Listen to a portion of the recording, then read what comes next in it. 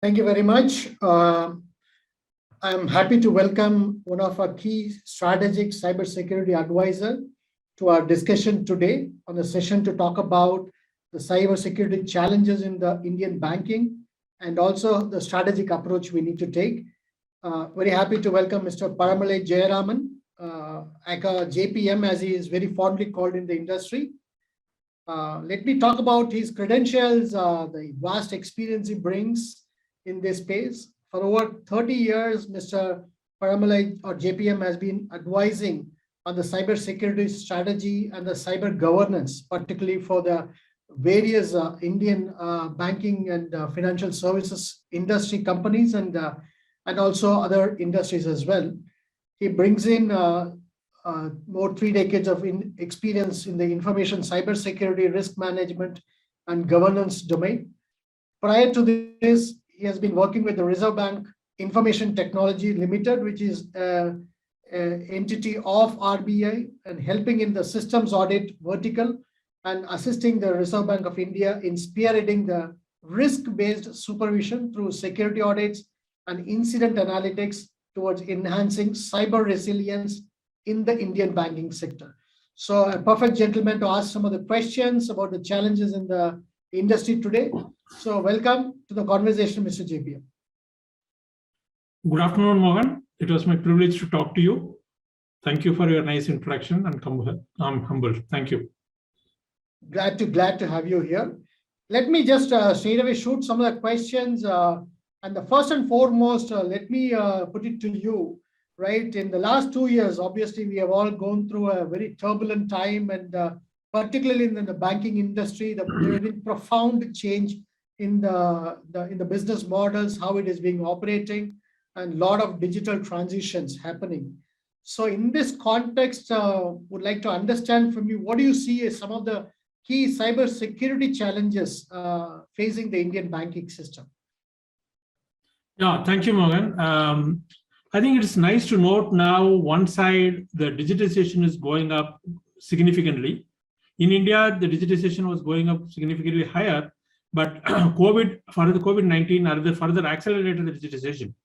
So naturally, which means more and more digitization happening, naturally India and in particular banking sector becomes a good target for the cyber criminals. What I noticed is they are not going after some big sophisticated attack mechanisms. The basic cybersecurity hygiene mechanisms, simple like password, patch, basic measures what organizations are supposed to take, that's not being taken. That's leading into we are falling prey into the cybersecurity attacks. That's one part of the story. Second is the governance, as you told earlier, that plays a very vital role. Organization, when you talk about governance, the risk assessments, the top management support, periodic review by board and senior management team, those things playing a very vital role. The third, what I want to highlight, which is very important, similar to any other field in the digitization, there's a huge supply demand on the cybersecurity talent. So that's also adding pressure for the banks in particular. So that's what broadly I would like to highlight.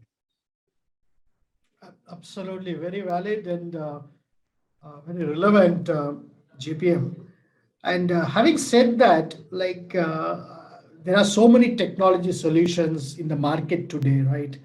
And so many partners engaging with customers, talking about the various solutions. But how does the customer go about in the banking industry to decide which technology to procure? How to safeguard their enterprise as such? Generally, is there a guideline that they need to look into? Yeah, this is a wonderful question, and this is my favorite topic too. When it comes to the cyber security, it's quite unfortunate people thinking this is yet another technology, the overall cyber security itself. Unfortunately, that's not true. There are various means of technology deployed in the organization. It could be banking or any other sector, particularly banking, since the topic of relevance is banking. And those technologies, first of all, we need to understand those technologies deployed for the purpose of operationalizing the business processes. So what's happening today, to safeguard the operational processes and to safeguard the enterprise information assets, as you rightly called out, technologies, security technologies coming into play. So what's happening today, various technologies coming out in the security space. I can rattle down few just to get example. Like, for example, the IDS, intrusion detection system, intrusion prevention system, firewalls, web application firewalls, spam gateways, mail gateways. This is just, I would say, just 1 out of 100, I would say, whatever I told. Right? So the list goes on and on. Unfortunately, what's happening today, when we go and find some technologies, some vulnerabilities, some issues which the organization need to mitigate, immediately they started deploying technologies. So there should be a systematic risk-based approach. And what is the risk organization facing? What is the mitigation factor?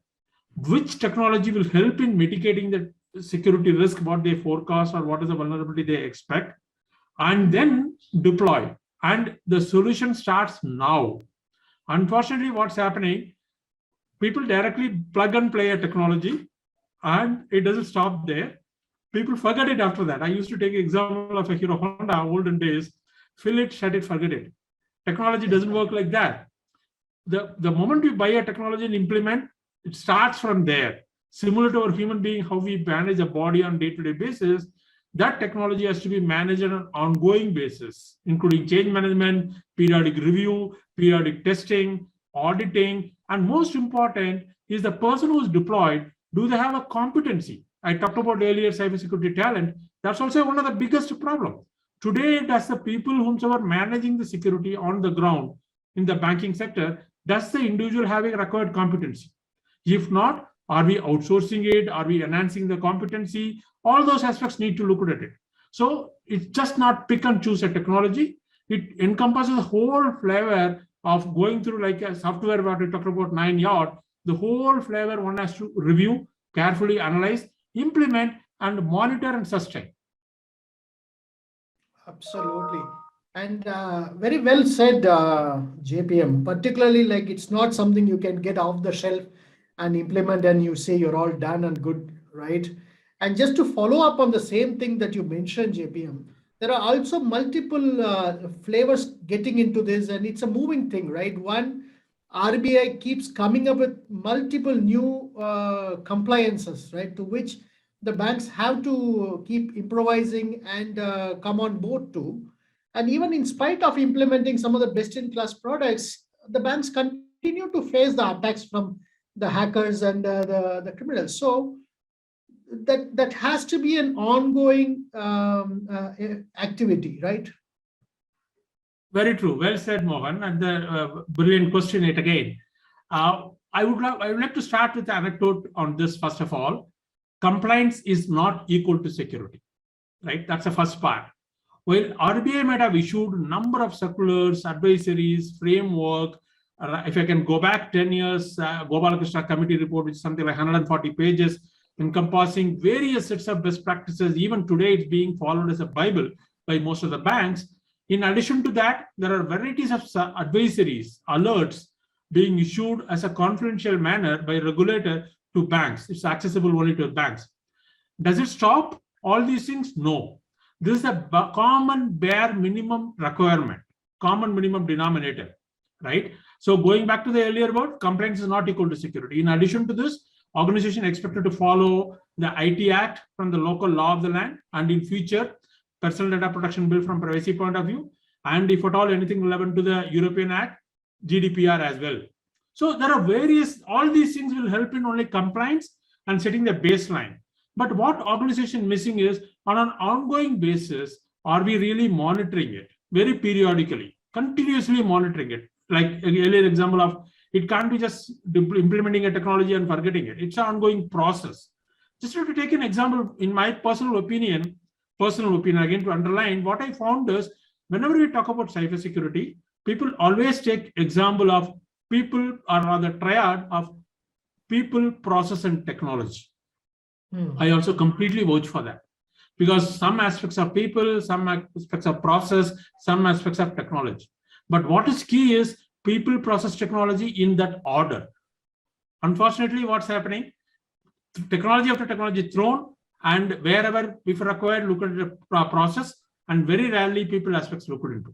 So what's happening because of this? To answer your question, we might have deployed best in the competent people, the efficient, robust processes, best of breed technologies, but if it is not continuously monitored, continuously improved, naturally the cyber criminals will continue to find loopholes.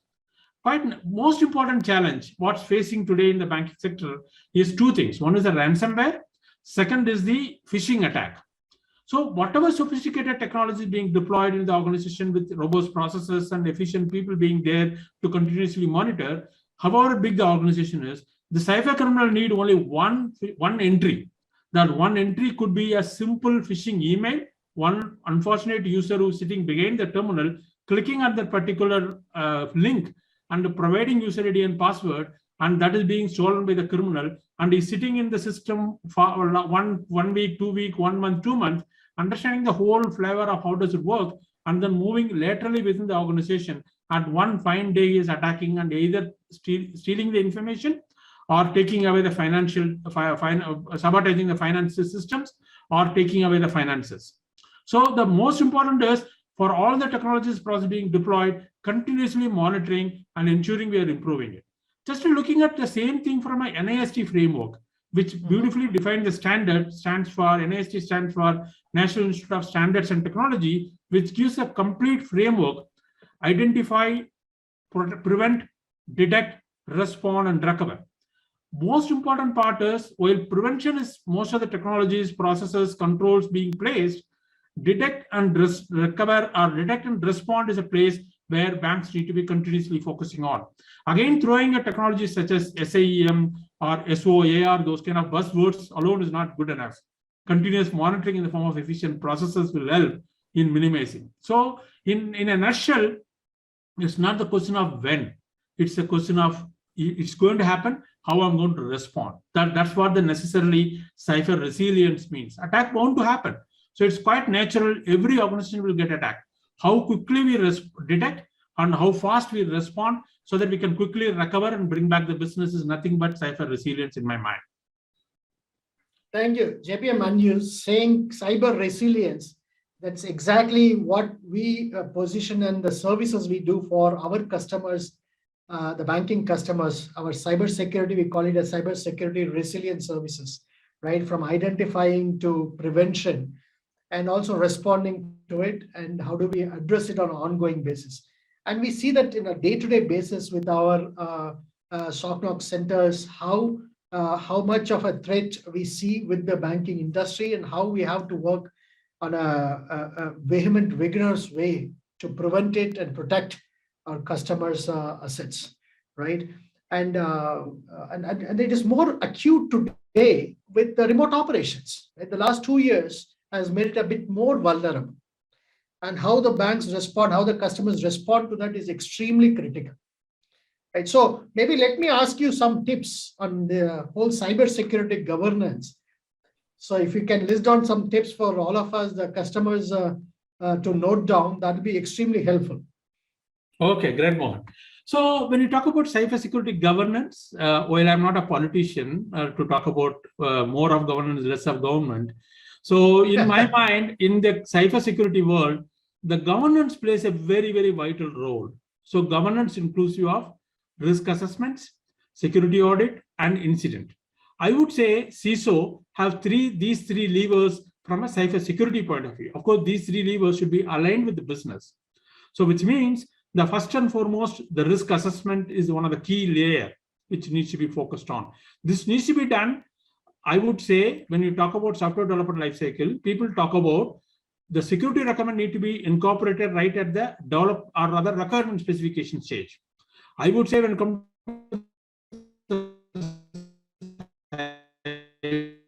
to security, product conceptualization. When I say product, I'm talking about banking product conceptualization stage itself. Cybersecurity need to play a role for go, no-go decision. That's part number one. Part number two is the audit. So cybersecurity is all about very periodically doing testing, reviewing, auditing in the form of internal audit, external audit, red team assessments, vulnerability assessments, penetration testing. The list goes on. Application security scanning, network scanning. The list goes on and on and on. Varieties of service providers will be able to advise, including you, what you talked about with your own customers. The last but not the least is a cybersecurity incident response. As and when an incident happens, people should be able to respond instantly so that we are able to, banks able to give the required confidence. When you talk about incident response, it's like I would say it's an art. Defining a process is very simple. Today, organization may be appointing a consulting and then or Google it, pull out a document called Security Incident Response Plan document, which can be there. But on an ongoing basis, continuously improving that is an art. It's a scientific process, but someone has to take a decision so that properly it is being continuously improved. This is my first step, which means 3 levers has to be concurrently used: risk assessment, audit, and incident response processes. The second one is very, very vital from a governance point of view: 3 layers of defense. The first layer being the business unit itself. So today, when we go to the business, they take care of the marketing, they take care of, when I say business in the banking parlance, I'm talking about the retail, mortgage, lending business, or treasury business, or banking customers handling, whatever we talk about, that's a line of business, right? So whenever we talk about line of business, they take care from all aspects of that, including quality, marketing, sales, customer grievance handling, HR aspects, everything being handled. But when it comes to the security, it is being given back within the organization to IT or to a CISO or to a CRO. That should not be the case. The first line of defense, they are all enablers. The first line of defense is line of business itself, which is very, very vital. The second line of defense is where the CISO, that is Chief Information Security Officer, who is in turn reporting to the CRO, comes into the play. The third line of defense is nothing but internal audit. Internal audit, how they expect to give, first of all, go back to second line of defense, like how we talk about the first line of defense expected to be giving assurance on the basic compliance measure, including cybersecurity aspects. Second line of defense, that is CISO and CRO coupled together, expected to work with first line to ensure that first line is really working effectively, that is the line of business working effectively.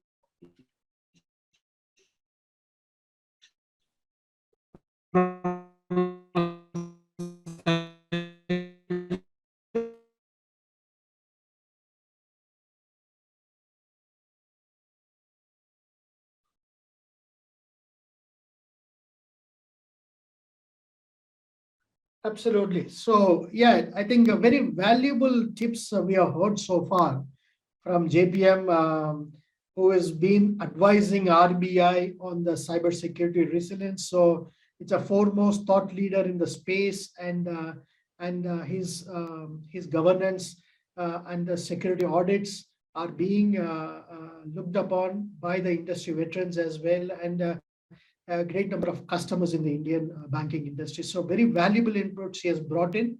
And it reflects also on what at Conneqt Digital we do when we talk about transforming, managing, and governing the cybersecurity services for our banking customers, the NBFCs and the insurance customers in India context.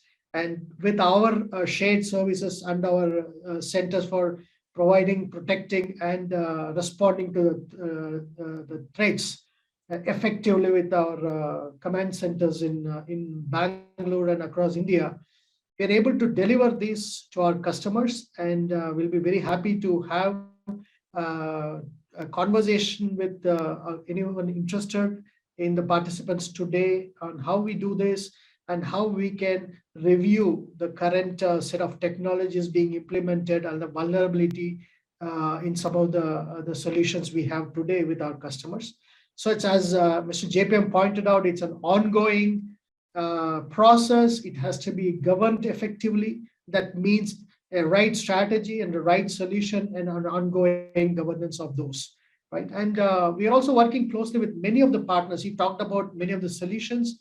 One of the partners we work very closely is on the governance, risk, and compliance with ServiceNow. We have a solution that we work together with ServiceNow for our customers, particularly in the banking industry.